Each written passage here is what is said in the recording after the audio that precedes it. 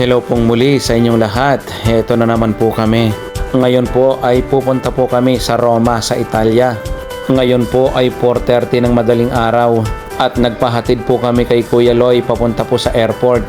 After po ng ilang minuto ay heto, nandito na po kami sa airport.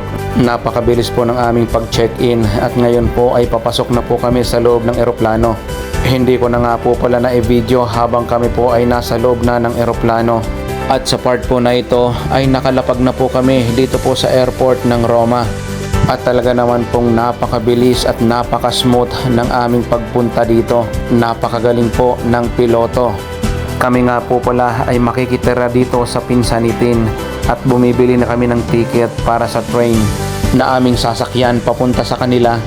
Nakakuha rin po kami ng magandang pwesto dito sa train sapagkat kami po ay magkakatabi sa upuan. Para po sa inyong kaalaman, si Mama nga po pala ay ngayon lamang nakakasakay ng train nung pagkadating niya dito sa Europe. At ngayon lang din siya nakaranas ng napakaraming lakaran. Kaya naman kung mapapansin ninyo ay parang tagilid na maglakad eh. At dito nga pala sa train station na to ay naghihintay na si Ate Dulce para sunduin kami. Ayan po yung sinasabi kong Pinsanitin na talaga namang napakabait at lagi kaming pinatitira sa kanilang bahay sa tuwing kami ay magbabakasyon dito. After po niya kaming masundo ay heto at on the way na po kami sa kanila. At sa isang saglit nga lamang po ay heto at nandito na kami sa kanilang bahay.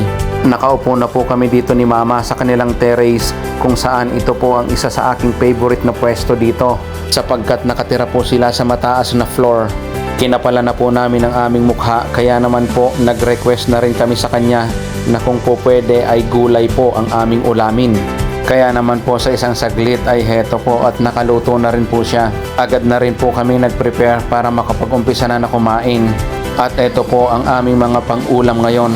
Meron po kaming nilagang okra, meron din pong pinakbit, sinaing na tulingan at nilagang kangkong.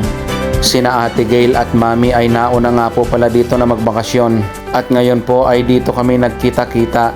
At nandito rin po si Kuya Ryan na kararating lamang galing trabaho. Hindi ko na po naipakita sa inyo ang aming pagkain pero talagang sulit na sulit po. Maraming salamat po and God bless.